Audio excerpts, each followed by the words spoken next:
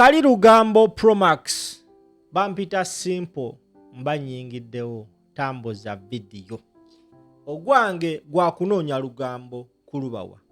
Ogugwo gwe nkusaba mutono nnyo sebo banya batulaba kuvuga video gitambuze. First and foremost subscribe ate onyambe ontambulize video. We mubanga mubadde mulowooza nti ebya Muhoozi Kainerugaba oba ebya Amaggye g'eggwanga Uganda okulumba amaka ga Bobi Wine ne batulugunya mukyala we Barbie Kyagulanyi nga mulowooza byali byaggwa, gwe ssebo banya bandaba tula ku video eno ndukuvire ku ntono otegere wawe tuli wano. We muba mulowooza ensonga Barbie Kyagulanyi yakomaze ogerako mu mawulire ne zikomaawo, no presses charged, gwe ssebo banya bandaba olabika oli mu ggwanga kyamu. Yensonga lwaki bampita Kali Lugambo Promax ku mukutu gwa Vast Strange Empire nzizo ddukuwa. Ennaku z'omwezi ezitagenda kujjukira bulungi, Amaggye agasurroundings ennyumba ya Bobi Wine mu kiro ttumbi gasalinkiriza ne gamenya ne gayingira mu nnyumba ya Bobi Wine gye baasanga mukyala we Barbie Kyagulanyi ne bamukola byonna ebyamukolebwako newankubadde nga few people abaagaana okukkiriza, manyanga nga few people accepted ne bakkiriza nti yes omukyalo ono bamutuusako obulumbaganyi. Later on Muhoozi Kainerugaba n'akakasa eggwanga nti kyali kituufu twayingira mu nyumba ya Bobi Wine bassebo ne bannyabo ku post gye yakola ku mukutu gwa X, n'akakasa abantu ndi mu butuufu twayingira mu nyumba y'omusajja mukyala we ne tumukola bye yayogera. Kati gwe ssebo bannya bandaba ng'abakyala abagundiivu mu ggwanga Uganda basirise ku nsonga za Barbie, ate wabweru w'eggwanga Uganda abakyala mu mawanga ag'enjawulo bavuddeyo okuvumirira ekikolwa kino. Kirabika nti ensonga etuuse ku international level. Munnamateeka nga mukyala omugundiivu omukukutivu amanyikibwa ensi yonna ng'ono yali running mate w'omugenzi Raila Odinga amanyikibwa nga Martha Karua, yavuddeyo n'ategeeza eggwanga nti ekikolwa ekyakolebwa ku mukyala munnaabwe Barbie Kyagulanyi tebagenda kikkiriza era bagenda kola buli kisoboka okulaba nga abantu abaali emabega w'ekikolwa kino bali brought to books. Omukyala Martha Karua lawyer nga yaliko ne mu ggwanga Uganda okuwolereza Dr. Kanokiza Besigye yavuddeyo ng'ayita ku mukutu gwe ogwa X n'ategeeza eggwanga ebigambo bino bye njagala okuyitiramu. Yagambye nti I stand with the fellow regional leaders to decry violation that include brutal assault, the humiliation of women political actors, and the use of sexual violence as a tool of political intimidation. What is happening in Uganda is not an internal matter. It is a regional and continental emergency that demands urgent actions. For every suppressed voice, more emerge. These acts are atrocious and reprehensible, but they will not prevail. Omukyala Martha Karua yeyo post gye yataddeyo. Ku post eyo n'ateekayo ekiwandiiko namutaayika ekyafulumizibwa ekitongole kya Africa ekimanyikibwa nga Pan African Progressive Leaders Solidarity Network. Ensonga nno zirabika zigenze mu bwetubadde tutazisuubira.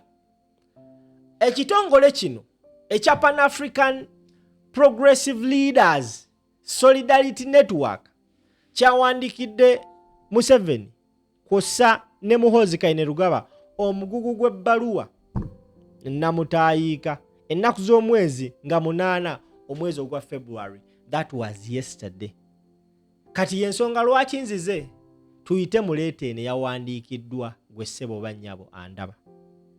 Ebbaluwa esoma bweti: Open letter to President Yoweri Kaguta Museveni, President of the Republic of Uganda and Commander-in-Chief of Defense Forces, and General Muhoozi Kainerugaba, President Museveni's son and the Chief of Defense Force.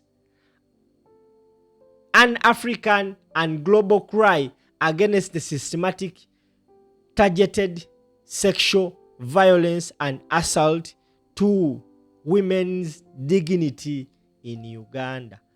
Gwe ssebo bannyaba ndaba. Mu bintu byonna byonna by'okolanga mu nsi muno, ekintu ky'osobola okukola ne kitakuvaako obulamu bwo bwonna bwonna is assaulting a woman. Gwamanyi eby'omupiira, agoberera omupiira, waliwo omuvubuka yali asambira Manchester United, yali musajja ng'asamba omupiira, era singa kati akyaliwo ndoza singa ali ku world class, bamuyita Greenwood. Greenwood oyo yaloopebwako mukazi we nti yamwasaltinga mukazi we.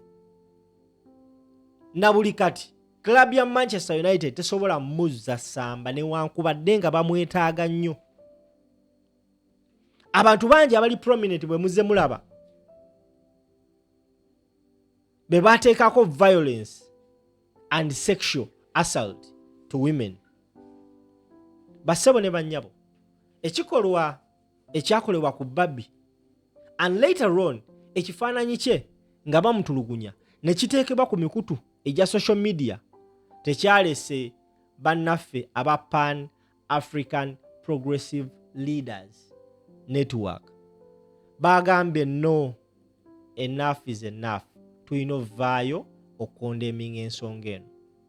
Abakulu baneeno mu bbaluwa gye bawandiise bataddemu ebintu bingi nnyo bye bayogeddeko.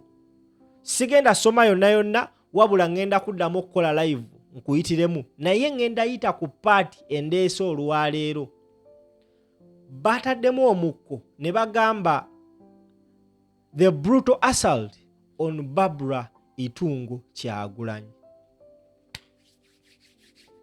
Tambuza video. Kino just kigula luggi, naye nzija ne live namba okulaga ebigenda mu maaso mu Uganda. Bagamba on the night of Friday, January 22nd, 2026, dozens of security personnel, many visibly intoxicated, forcibly breached the residence of Robert Kyagulanyi, President Museveni's son, main challenger, President Museveni's main challenger in the January presidential election, vandalizing the home and seizing personal electronics, including children's learning devices.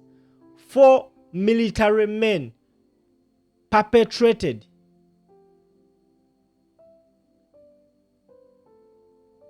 heinous act of sexual violence by ripping off Barbie's clothes, leaving her exposed to over 50 jeering men.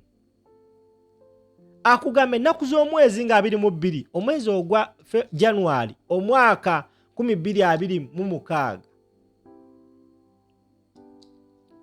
Amaggye beekaka ne bayingira mu nnyumba ya Kyagulanyi Center Robert Bobi Wine eyali avuganya Museveni mu kalulu akaakaggwa. Mu kuyingirayo baatwala ebintu bye baasanga mu nnyumba omwali gadgets abaana ze bakozesa okusoma. Ab'Amaggye bana oba sexual violence nkiyite ntya mu Luganda, sagala nnyo okwogera bigambo binankubya kibooko. Ab'Amaggye bana wanagabe sexual violence oba beekakaatika ku Barbie ne bamwambula engoye ne bamuleka ng'ali bute. Abo abana abakikola bakikolanga waliwo ab'amagye abalala 50. Imagine mukazi wattu bamugyemu engoye waliwo agasajja 50 ku Barbie endabika gyalabika akakyala kalungi. Agasajja 50 gaali weegali nga galaba bannaye nga galaba bassebo ne bannyabo. Now you can imagine embeera omukyalo oyo gyalimu. She was tortured until she lost consciousness, leading to hospitalization at Nsambya Hospital. This assault followed weeks of illegal house arrests, during which she was denied access to family, media, and essential medical care. While at Nsambya Hospital, she was surrounded by security personnel who restricted her access to family and friends. Sebo banya batulaba ku mukutu. Tugende mu maaso. Njagala nsome ekiwandiiko kino nkimaleyo. Now, mu mbeera y'emu era ne balekuleetera abantu abalala ne bagamba targeted humiliation and violation of private space. The Uganda state has intentionally weaponized the stripping of women in front of dozens of soldiers and filming them naked as a tool of political emasculation. This pattern is evident in the invasion of Dr. Zahara Nampewo's bedroom, where she was interrogated in her nightwear and denied the dignity of dressing herself. Similar, the NUP Leadership Academy coordinator Doreen Kaija was abducted in her home in her most vulnerable state, assaulted while naked in her shower, and bundled into a vehicle without being allowed to decently dress up. A month prior, Sarah Birete, executive director of the Center of Constitutional Governance, was accosted in her bedroom while sleeping and interrogated before she was permitted to freshen up and dress decently. Gwe ssebo bannyabo atulaba ku mukutu. Ekiwandiiko ekyo kyemmanyi abasinga tekyabalese kyekimu. You may see that something small, naye bano abantu bwe batandika ku nsonga nga zino kiba kiraga nti yes, bwe babanga babadde bantu omutwalo gumu abamanyi ku nsonga eno, trust me, abantu abalala 2,000 bategedde ku nsonga eno. Ti omukyala wa Bobi Wine, Barbara Itungo Kyagulanyi, yalumbibwa mu maka ge ne bamwambula engoye mu maaso g'abannamagye 50 ate nga si bakazi basajja. Mu mateeka g'ensi yonna tewali musajja, nkiddamu, tewali musajja akkirizibwa kujja ku arrestinga mukazi.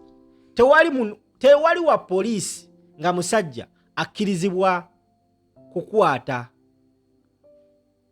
mumenyi w'amateeka nga mukazi.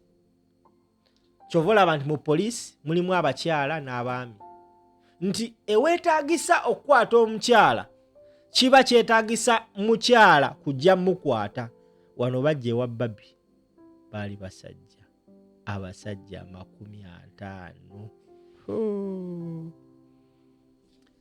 Barbie tannavaayo gamba nti agenda pressinga charges, no.